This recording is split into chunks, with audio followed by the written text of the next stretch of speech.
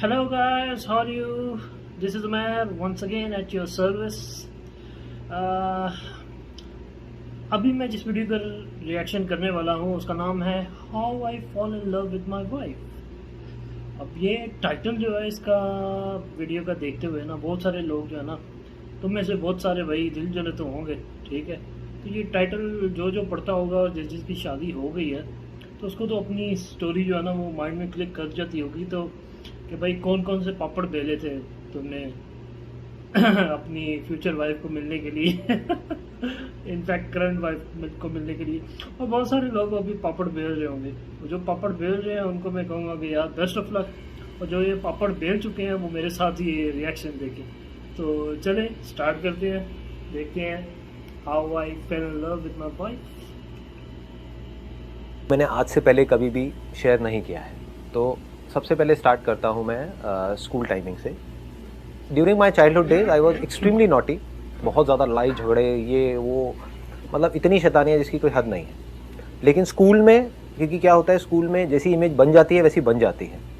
तो जिस स्कूल में मैं था 10th तक, वहाँ पे मेरी इमेज ऐसी बन गई थी कि ये बंदा बहुत ही रिजर्व्ड है और बहुत ही थका हुआ है। मतलब आज जो आप देखते हो उससे बिल्कुल ही अपोजिट।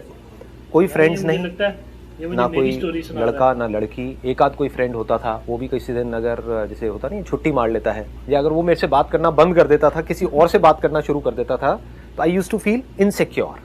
अब मेरा क्या होगा एक ही दोस्त है ले दे करके, अगर वो भी होता नहीं ग्रुप बनने लग जाते हैं, जैसे हमारे बीच में कोई तीसरा आता था हम दो लड़के ही थे वैसे,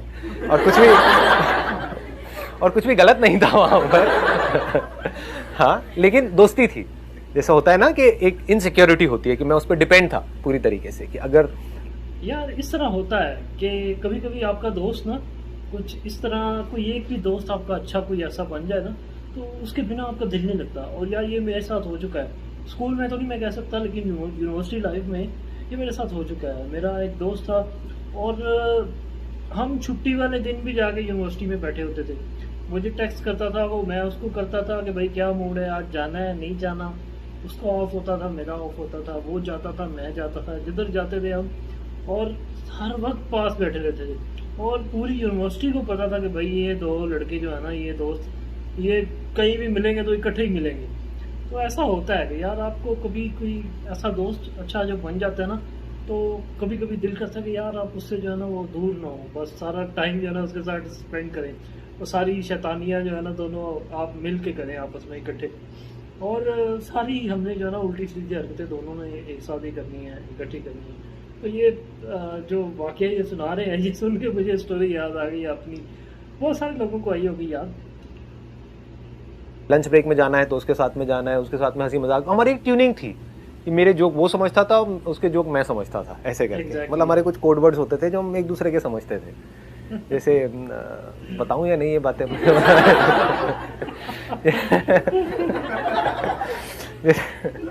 छोड़ो ज्यादा हो जाएगा। हाँ तो अरे नहीं यार, मेरे को छिछोरा शो करोगे यार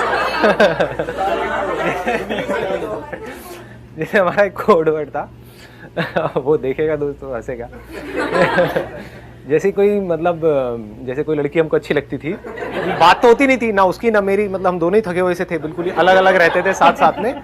तो ऐसी कोई निकलती थी तो चुपचाप मुंह नीचे कर लेते थे और एक दूसरे को बोलते थे ओए नाग ओए कोड था।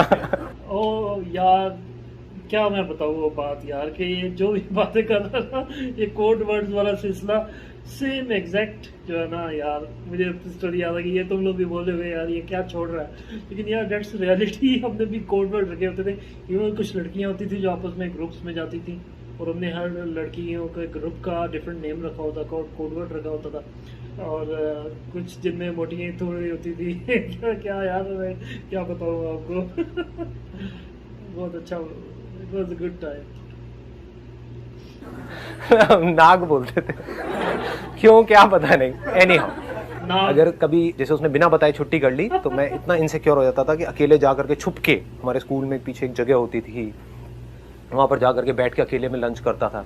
क्योंकि अगर सबके पास में आता था तो लोग बोलते थे यार क्यों चेप हो रहा है। जैसे सबके अपने अपने ग्रुप बने होते हैं ना, तो ऐसा लगता था मेरे को खुद को ही कि मैं जबरदस्त अब हमारी और हम दो तीन दोस्त थे, मेरा वो दोस्त एक और हमारा दोस्त था। मैं आपको स्टोरी छोटी सी मैं भी सुना देता हूँ कि यार हम लोग इसी तरह इकट्ठे रहते थे और एक लड़कियों का ग्रुप था कि यार जिनके जो मेरा एक दोस्त था जिसको एक लड़की पसंद आ गई थी। अब उसकी सेटिंग के लिए जो ना हम तीनों जो है वो उस ग्रुप के पीछे पड़े रहते थे और वो सेटिंग के चक्कर में इतने पापड़ बेले और जिस ग्रुप में वो होती थी लड़की जिससे वो सेटिंग करवाना चाहता था उसका नाम उन्होंने रखा हुआ था हैवी ग्रुप। क्यों? क्योंकि उस बाकी सारे ग्रुप में वो मोटी मोटी लड़कियां थी और वो सिर्फ अकेली वो जरा स्मार्ट सी लड़की होती थी जिसको उसने पसंद किया हुआ था। दोस्ती क्यों चेप हो रहा हूँ उनके पास पे जा करके, या फिर वो लड़ाई झगड़ा करना शुरू कर देते थे, थोड़ा उल्टा बोलना शुरू कर देते थे। तो ऐसी मेरी पर्सनालिटी थी 10 तक।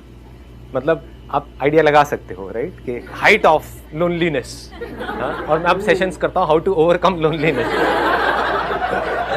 It's so ironical right. इतना ज़्यादा अकेला था लेकिन लड़ाई झगड़े में नंबर 1 था। मतलब 10 तक खूब लड़ाई झगड़े हुए हैं। अकेला लड़ता था, सामने 5-10 लोग होते थे, वो मिल करके मुझे मारते थे। तो खूब पिटा हूँ, पिटा भी है, पिटा ज़्यादा हूँ। तो 11th में जो टर्निंग पॉइंट की आपने बात करी कि भाई टर्निंग पॉइंट क्या था, तो 11th standard was the biggest turning point of my life. क्योंकि भाई 12th तक तो मुझे तो जिंदगी का पता ही नहीं था कि लाइफ कोई चीज़ भी है। स्कूल से घर, घर से स्कूल, कॉलेज में गए, कॉलेज से घर और घर से कॉलेज, बस यही लाइफ थी। मतलब यूनिवर्सिटी में जाके सारे कांड पता चले थे क्या क्या होता है। 10th में मुझे समझ आ गया था कि स्कूल में अगर मैं रहा तो मेरा कुछ होने वाला नहीं है। तो मैंने डिसीजन लिया स्कूल चेंज करने का। एक बड़ा मजेदार सा किस्सा है यहाँ पर जो मुझे बाद में पता लगा था, उस टाइम नहीं पता लगा था। जब मैं एडमिशन के लिए गया था रिसेप्शन स्कूलों में जाते हैं जहाँ पे लड़कियां ज्यादा। अभी जो मेरी वाइफ है उसने मुझे देखा था और उसने मनी मन सोचा था कि अगर ये आ गया हमारे स्कूल में तो मजा आ जाएगा। लेकिन ये बात मुझे पता नहीं थी। अगर पता होती तो मुझे इतनी स्ट्रगल नहीं करनी पड़ती 1-1.5 साल तक। तो ये मुझे बहुत बाद में पता लगी। पहले एडमिशन ले लेता तो वो हमारा पहला कांटेक्ट था। मतलब जब उसने मुझे देखा था, मैंने उसे नहीं देखा था। फिर जब मैं स्कूल में गया और मेरा पहला दिन था, तब जब मैंने भी उसे देखा तो मेरे भी अंदर से कुछ ऐसी ही फीलिंग हुई, काश के व्हाटएवर। लेकिन फिर मैंने कहा नहीं, मेरी औकात से बहुत ऊपर है तो क्योंकि मेरी जो सेल्फ एस्टीम थी वो बहुत ही लो थी। मतलब मैं खुद को इतना गया। मुझे ना वो गाना याद आ गया, मुझसे मोहब्बत का इजहार करता, काश कोई लड़का मुझे प्यार करता। जरा समझता था, इतना बेवकूफ समझता था जिसकी कोई हद नहीं है। कि मेरी जो पॉजिटिव क्वालिटीज भी थी कुछ ना कुछ, सब में पॉजिटिव नेगेटिव होता है ना, वो भी मुझे नेगेटिव लगती थी। कि मेरे बाल अभी तो थोड़े ब्लैक से दिख रहे हैं आपको, उस टाइम पे काफ़ी ब्राउन होते थे और बड़े से ऐसे फ्लिक निकलता था ये करके, ये ऐसे ऐसे वो बड़े बड़े बाल चलते थे व्हाटएवर। तो वो भी मुझे बड़ा अजीब सा लगता था। मैं जेन्युइनली अंदर से सोचता था, जैसे स्कूल की लाइन होती थी ना वहाँ पहले वाले स्कूल में 10 तक, कि भाई मेरे बाल ब्राउन क्यों हैं, शायद इसीलिए मेरे से कोई बात नहीं करता है कि सबके ब्लैक है मेरे ब्राउन है। मैं इतना फेयर क्यों हूँ? मैं बहुत ज़्यादा फेयर था, अभी भी हूँ, लेकिन आप लगा सकते हो आइडिया कि पहले तो और भी ज़्यादा था, तो कितना ज़्यादा होगा। तो मैं सोचता तो मैं इतना फेयर क्यों हूँ, काला क्यों नहीं हूँ। तो मैं बड़ी कोशिश करता था काला होने की, लेकिन हो नहीं पाता था। पता नहीं क्या डिफेक्ट था स्किन के अंदर या व्हाटएवर। तो आप समझ रहे हो ना मैं क्या कह रहा हूँ, कि मेरी जो पॉजिटिव क्वालिटीज भी थी वो मुझे नेगेटिव लगती थी। इतनी सेल्फ एस्टीम मेरी लो थी। तो मेरे माइंड में यही आया, मैंने कहा यहाँ तो कुछ होने वाला है नहीं। बट समहाउ और the other we became friends. 11th में 5-6 महीने तक हम फ्रेंड्स रहे थे। उसको भी मेरे ऊपर इतना ट्रस्ट था कि मैंने उसको बोला कि हाँ भाई चल बंक मारे कल स्कूल से, तो उसने कह दिया हाँ ठीक है बंक मारते हैं। तो पहली बार क्या हुआ था कि बंक मारने के लिए मुझे लगा वो नहीं आएगी, बट वो आ गई बंक मार के स्कूल से। मैं स्कूल पहुंच गया। उस गली का नाम आज भी हमने रखा हुआ है 7 से 7:30 वाली गली। सुबह 7 से 7:30 बजे तक वो वहां पर अकेली बेचारी भटकती रही, फिर वो अपने घर चली गई। तो मतलब इतना अजीब सा सिचुएशन हुआ था क्योंकि मेरे को विश्वास नहीं था। वी वर जस्ट फ्रेंड्स, तो मुझे नहीं लग रहा था कि वो आ जाएगी। लेकिन जब मुझे पता लगा तो मैंने कहा भैया ये तो मजे आ गए और क्या चाहिए। हाँ, फिर हमने इकट्ठे स्कूल से बंक मारने शुरू करे थे। अब ये मैं बता तो रहा हूँ आप लोगों को, लेकिन ये अब वैसे स्कूल से तो आप लोग निकल चुके हो। हाँ, तो जो स्कूल में है उन बच्चों को मैं कहना चाहूँगा ऐसा कुछ मत करिए प्लीज़। हाँ, तो मेरा 11th तो ऐसे ही निकला। 12th स्टैंडर्ड में क्या हुआ कि मेरे अंदर से एक पढ़ने का मेरे अंदर एक कीड़ा आ गया। मैंने बताया भी था अपने एक सेशन में, पावर ऑफ फोकस वाले सेशन में क्या हुआ था अपने फ्रेंड के साथ में सिगरेट विगरेट बहुत पीता था, तो सुट्टा मार रहा था और ये वो बातें हुई और ऐसे करके तो अंदर से आ गया कि नहीं यार मेरे को पढ़ना है। तो उस टाइम पे फिर 12th में मैंने पूरा अपना फोकस डाल दिया पढ़ाई के ऊपर। और भाई 10th तक मैंने तो गुड़ियाँ उड़ाई हैं बस यार, और कुछ नहीं। और इसी चक्कर में पतंगे उड़ा उड़ा के मेरे इतने गंदे ग्रेड्स आए थे 10th में कि मैं आपको बता नहीं सकता। I got beaten up by my father too much. पड़ाक पड़ाक। ये क्या है भाई, ये क्या लेके आए हो तुम घर? उसकी वजह से मेरा और इसका रिलेशन थोड़ा थोड़ा ख़राब होने लग गया, क्योंकि ये कहती कि अच्छा पढ़ाई ठीक है पढ़ लो, लेकिन ये थोड़ी कि मुझे बिल्कुल ही तुमने छोड़ दिया। तो मेरा ये था कि नहीं मुझे पढ़ना है पढ़ना है पढ़ना है। वहाँ पर भी कुछ बड़ा मज़ेदार हुआ, ये इतना नहीं पढ़ती थी, ये अपना चिल्ड आउट रहती थी अपना लाइफ में, ठीक है। मेरे को भी कहती थी कि नहीं तुम आराम से लो ना, इतना सीरियस क्यों हो रहे हो। और मैंने बहुत सीरियस होकर के डेली पता नहीं कितने कितने घंटे पढ़ाई करी, और 12th में मेरे आए 85%। लाइफ के साथ सीरियस हो गया। और हमारे स्कूल में टॉप किया इसने।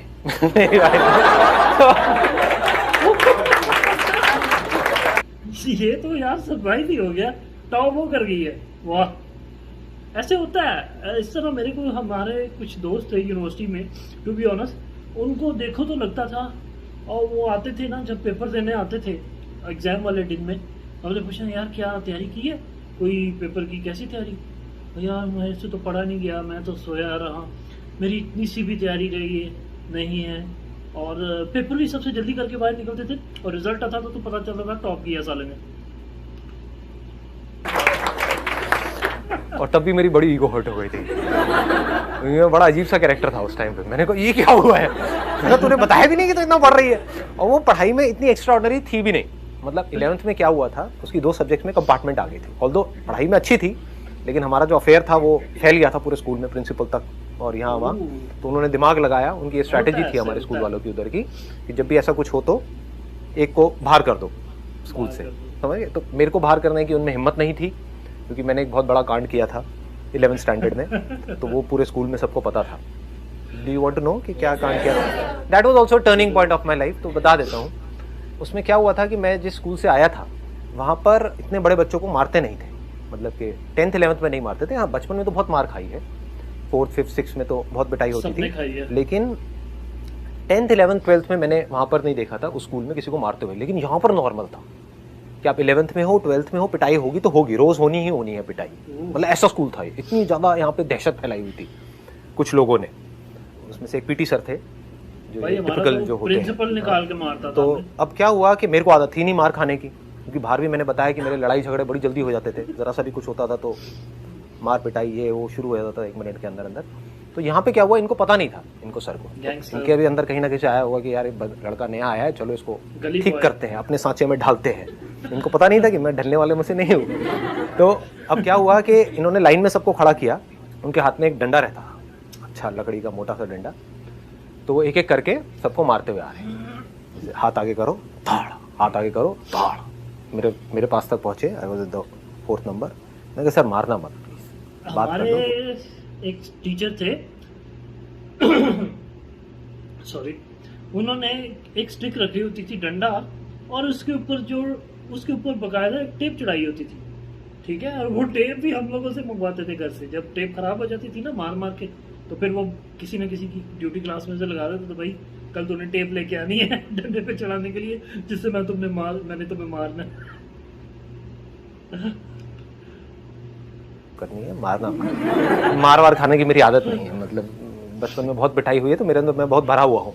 अगर आपने मारा तो कुछ भी हो सकता है, व्हाटएवर। तो उन्होंने कहा अच्छा तू धमकी दे रहा है मेरे को। तो उन्होंने लिया, बाकी सबके तो यहाँ मार रहे थे, मेरे डंडा लेकर के पीछे या पैर के पीछे कार्व्स के ऊपर खींच करके मारा। मतलब वो सूज गया था करीबन 10-15 दिन तक के लिए। तो अच्छे तरीके से मैं वहीं पे गिर गया, मतलब इतनी तेज पड़ा था मैं वहीं गिर गया। फिर मैं खड़ा हुआ, तो फिल्में देखी थी खड़ा हुआ। मैं कहा सर मारा क्यों आपने? मैंने कहा था ना मत मारना, मारा क्यों? तो उस बंदे को पता नहीं था कि ये बंदा मतलब इस हद तक चला जाएगा। तो उन्होंने कहा अच्छा तू धमकी दे रहा है मेरे को? उन्होंने खींच के थप्पड़ मारा अच्छे तरीके से घुमा के। और फिर जैसे होता है ना, कुछ देर के लिए तो तारे नजर आ जाते दिल में। हाँ, एकदम से कुछ समझ नहीं आया क्या हुआ है, लेकिन फिर जैसे थप्पड़ पड़ा मैंने कहा नहीं ये ज्यादा हो गया है। मतलब जब थप्पड़ पड़ा तो फिर मैंने अपनी टाई ढीली करी। मैंने कहा मार तू पे आ गया था। मैंने कहा ये तो ज्यादा ही हो गया है, मतलब 1 मारा 2 मारा, मतलब ये क्या बदतमीजी हो रही है। मैं कहा मार आज कितना मार। हमें अपना बचपन याद आ गया कि यार बाहर किसी के साथ, किसी दोस्त के साथ या अपने किसी गली के लड़के के साथ लड़ाई हो जानी ना, तो उसको इसी तरह गुस्से में आके यहाँ से शर्ट फाड़ के मार, तू आज मार, मारेगा मुझे मार। ये वही सीन हो गया। टाई ढीली करी, शर्ट बाहर निकाली, शर्ट कैसे करके हल्के से बटन फाड़े, मार।